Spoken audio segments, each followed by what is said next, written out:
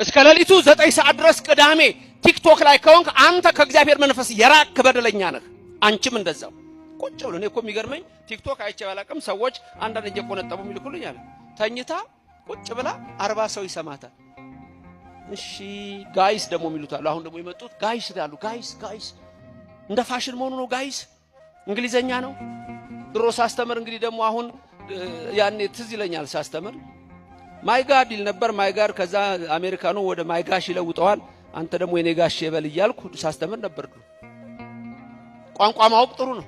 ጋይስ ዮ ስርዓትን እንዴት እየለቀክ እንደመጣው አሁን በርካቶች በቲክቶክ እና በዩቲዩብ የምትመለከቷላችሁ። ሶሻል ሚዲያ ጥቅም አለው። መሳሪያ ካረጋችሁ ግን ለምሳሌ ቲክቶክ ላይ ትምህርት ተምሬ እንደው በረከት አገኛለሁ ብለካል የመንገድ ላይ የወደቀው ዘር ማለት ወዲያው ሸይጣን ነው ይለግማ መጣ። አንድ የእግዚአብሔር ቃል እንዲተመር ራቁቷን የመጣች ደግሞ ትመጣና ከልብህ ነቅላት ትሄዳለች። የት ነው ትውልዱ ያለው? ያስቀድሳል ወይ? የኤማውስ መንገደኞች ትልቁ ችግራቸው ያሉበትን ቦታ አለማወቅ ነው። ወዴት እንደሚሄዱ አለማወቅ ነው። በዕለተ ሰንበት ካላስቀደሳችሁ፣ ጠዋት ማታ ቤተክርስቲያን ካልተሳለማችሁ፣ የኮቪድ ጊዜ አታስታውሱ? ቤተክርስቲያን አልናፈቃችሁ? እዚህ እንኳን ብዙም አይደለም። በውጭው ሀገር በተለይ ባሰ። እዚህም ቢሆን ቤተክርስቲያን ለመሄድ አንዳንዴ እኮ ንስሐ ሳትገባ ልትነጠቅ ትችላለህ እኮ። ወዴት ነው የምትሄደው? ኢየሩሳሌምን ትቶ ኦርቶዶክስ ተዋሕዶ ቤተክርስቲያንን ትቶ ሰማያዊት ኢየሩሳሌም ይችናል። አባታችን የእመቤታችን ቅዳሴ ለፍልሰታ ሲቀድሱ መጨረሻ አዳፌ ነፍሱን የአባ ሕርያቆስ ሲሉት አልሰማችሁ? ኦ አንትሙ ሕዝበ ክርስቲያን በከመ ተጋባይክሙ በዛቲ ዕለት ከማሁ ያስተጋብክሙ በደብረ ጽዮን ቅድስት ወበኢየሩሳሌም አጋዚት እንተ በሰማያት። ዛሬ በዚህ ቀን እንደተሰበሰባችሁ እናንተ ሕዝበ ክርስቲያን ሁላችሁ ነፃ በመታወጣ ሰማያዊት ኢየሩሳሌም ይሰብስባችሁ። ሁሌም የምትባሉት ይሄን ነው፣ በሰማያዊት ኢየሩሳሌም ይሰብስባችሁ። ይቅርታ የቅዳሴው መምህር ነኝ። በንግግር መሃል ዜማ እያበላሸው ተመልከቱ። ሁሌ የምንመኘው ኢየሩሳሌም መግባት ነው። ስለዚህ የኤማውስ መንገደኞች የሉቃስና የኒቆዲሞስ ትልቁ ችግራቸው እችን ቅድስት ቤተክርስቲያን አምሳል የነበረች ያችን ኢየሩሳሌም የጌታ ሞቱ ትንሣኤው የተነገረባት እሷን ትተው ወደ ሌላ ሀገር ይሄዱ ነበር። ከዚህ በላይ ታዲያ አይን መያዝ አለን? ብዙዎች ከዚህ ቤተክርስቲያን አልወጡም እንዴ? ከዚህ የክብር ቦታ ራሳቸውን አላራቁም እንዴ? ዛሬ ዕጣን ይሸታቸው የነበሩ ሰዎች ዛሬ የት ናቸው? እንደናንተ ቅድም ለእግዚአብሔር ክብር የሚሰጡት በዚህ ስፍራ ላይ ታቦት ሲወጣ እልል ይሉ የነበሩ ሰዎች የት ናቸው? የኤማውስ መንገደኞች ትልቁ ችግር ይሄ ነው። ሌሎቹን አጠር እያደረኩ ልናገር ከሰዓት አኳያ። የእነዚህ ሰዎች ሌላ ችግራቸው ምን ነበረ? የመንፈስ መጠውለግ። የመንፈስ መጠውለግ ማለት መሰልቸት ነው።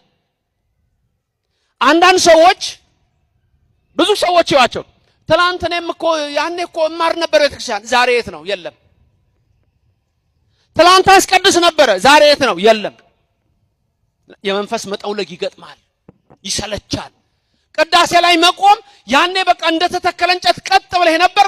ዛሬ ግን ምንድነው ካህናቱ ዛሬ ያረዘሙት? ምንድነው ዛሬ ቶሎ አይለቁንም እንዴ? እርግጥ ነው ካህናትም ያርዝሙ ማለት አይደለም። ስርዓት ያለው ያስፈልጋል። እኔ አሁን ማልስማማበት አለ አባታችን ታቦት ወጥቶ 2 ሰዓት ትምህርት ነው ያልስማማ። ታቦት ወጥቶ ገንዘብ ልመና አልስማማ። ያንን ቀድሞ ማድረግ ሰው እንዲሰጥ ማድረግ ይሰጣል። የኢትዮጵያ ኦርቶዶክስ ተዋሕዶ ቤተክርስቲያን ሕዝብ ደግሞ ደግ ነው። እግዚአብሔር ለምትሰጡት ሁሉ በረከቱን ይስጣችሁ። ስለዚህ የመንፈስ መጠውለግ ይገጥመዋል። የለም ቅድም እንዳልኩት ዕጣን ይሸተው የነበረው ዛሬ የሚሸተው ሌላ ነገር ነው። ሐሺሽ ነው የሚሸተው። የኦርቶዶክስ ልጅ ነው። አንገቱ ላይ ማተብ አስሯል። ስጋው ደግሞ አይቀበልም። ወደ እግዚአብሔር ቤት መጥቶ አይሰግድም። በስካር እየወደቀ ነው። የመንፈስ መጠውለግ ያስፈልጋል እና ያስጨንቃል። የመንፈስ መበርታት ያስፈልጋል። ቅርታ የመንፈስ መበርታት ያስፈልጋል። ሁል ጊዜ በኃይል የተመላችሁ ነው የምትሆኑት። ሁል ጊዜ በቅዳሴው ላይ በኃይል የተመራችሁ በርትታችሁ ታምሩን ስትሰሙ በርትታችሁ ኃይል የሚሰጥ እሱ ነው። ኃይሉን ይስጣችሁ፣ ብርታቱን ይስጣችሁ። የመንፈስ መጠውለግ በሽታ አንዱ ትልቁ የኤማሁስ መንገደኞች ችግር ነበረ። ሌላው ችግራቸው ደግሞ ምንድነው? ዋናው እንመልከትና ተስፋ መቁረጥ ነበር። ምክንያቱም እስራኤልን የሚቤዥ እሱ እንደሆነ ተስፋ አድርገን ነበር አሉ። ተስፋ አድርገን ነበር ሲባል እነዚህ ሰዎች አንደኛ ኢየሩሳሌም ነው ጌታ የሚነሳው፣ እነሱ ግን የሚሄዱት 8 ሰዓት መንገድ ርቀት። ስለዚህ እነዚህ ሰዎች የክርስቶስ ነገር ቀድሞ የተነገረው ከሞት ይነሳል የተባለው ሁሉ በእነሱ ውስጥ የለም። ተስፋ መቁረጥ በሁሉም መንገድ ተስፋ መቁረጥ አይቻልም። ክርስቲያን ተስፋ አይቆርጥም የሚባለው ለምንድን ነው? ሁልጊዜ ክርስቲያን በተስፋ ስለሚኖር ነው። ስንጸልይ ምን ብለን ነው የምንጸልየው? አባታችን ሆይ በሰማይ የምትኖር መንግስት ትምጣ ማለት ተስፋ ነው። በህይወታችሁ በአንዳች ነገር ተስፋ ትቆርጡ ዘንድ እግዚአብሔር አይፈልግም፣ አይዘገይም እግዚአብሔር ይላል ዕንባቆም። አንዳንድ ጊዜ በህይወታችሁ በኑሯችሁ የምትፈልጉት ነገር ይኖራል፣ የምትለምኑት ነገር ይኖራል፣ ቶሎ ላይሳካ ይችላል። ሉቃስ 18 ላይ ጌታ እንደነገረን አንድ ሴት ነበረች፣ ዕለት ከባላጋራዬ ፍረድልኝ እያለች ወደ ዳኛ ትሄድ ነበር፣ አልፈረደላትም። በየዕለቱ እየሄደ ግን ጨቀጨቀችው። በኋላ ግን ይሄ ክፉ ዳኛ ምን አለ? እግዚአብሔርን ባልፈራ ሰውንም ባላፍር እቺ ሴት ስራዬን አወከችኝ፣ ጨቀጨቀችኝ ብሎ ፈረደላት። ክፉ ዳኛ እንዲህ ካረገ እናንተ ዕለት ለምትጸልዩ ሰዎች እኔ እግዚአብሔር አልሰማም አደርግላችኋለሁ ይላል፣ ያደርግላችሁ እግዚአብሔር። ይፈጽምላችሁ ይላል፣ ይፈጽምላችሁ እግዚአብሔር። አይችልም? አያደርግም? በረከቱን ይስጣችሁ። ስለዚህ ተስፋ መቁረጥ በክርስቲያን ዘንድ የለም። በቃ ኑሮ የተበላሸ አለቀ አይባልም። የዶኪማስን ጓዳ ማስታወስ ነዋ። ወይን ጠጅ አልቆ ባዶ በሆነ ሰዓት፣ ተስፋቸው በተሟጠጠ ሰዓት ኢየሱስ ክርስቶስ በእናቱ በድንግል ማርያም ምልጃ እንደገና ውሃን ወደ ወይን ጠጅ ለውጦ 6 ጋኖች ሙሉ ሆኑ። ሕይወታችሁ ሙሉ ይሁንላችሁ። እግዚአብሔር ማለት ይሄ ነው። በመጨረሻ ሰዓት እንኳን ይመጣል። ተስፋ አትቁረጡ ነው የተባለው። በቢታንያ ማርያና ማርታ ወንድማቸው አልዓዛር በሞተ ጊዜ ዮሐንስ ወንጌል ምዕራፍ 11 ላይ ስትመለከቱ ማርያምና ማርታ አስበው የነበረው ምንድነው? ወንድማችን በታመመ ጊዜ ጌታ መጥቶ ያድነዋል ብለው ነው ያሰቡት። መልእክት ላኩበት፣ አልመጣም። ጌታ የመጣው መቼ ነው? ከሞተ በኋላ። አሁን እነሱ በዛ ሰዓት ምን አድርገዋል? ተስፋ ቆርጠዋል። ሌላ ተስፋ ነበረቻቸው በትንሣኤ ዘጉባኤ የምትል። አሁን ግን ወንድማችን ይነሳል ብሎ አላሰቡም። አሁን ይደረጋል። እግዚአብሔር አሁን ያደርጋል። አሁን ያደርግላችሁ፣ የምትሹትን ያደርግላችሁ። በዚህ ኖረ ቢሆን ኖሮ ጌታ ሆይ ወንድማችን አልዓዛር ባልሞተ ነበር አሉት። በዚህ ኖረ ቢሆን ኖሮ ወንድማችን አልዓዛር ባልሞተ ነበር። ይሄ ምን ማለት ነበር ነው? አያችሁ፣ ነበር ባልሞተ ነበር። ጌታ ግን የታመመ ብቻ አይደለም የሞተን ከመቃብር እንደሚያወጣ ሊያሳያቸው ሄደ። አልዓዛር ናውጣ ሲለው የሞተው ሰው ብድግ ብሎ ወጣ። ክብርና ምስጋና ለሥላሴ ይሁን። ኢየሱስ ክርስቶስ በምትፈልጉት ሰዓት በምንም ተስፋ አትቁረጡ። በነፍስ ጉዳይ ወደ መንግስተ ሰማያት ባለን ጉዞ፣ በስጋዊም ህይወታችሁ ውስጥ ተስፋ አትቁረጡ። ክርስቲያን በፍጹም ተስፋ አይቆርጥም።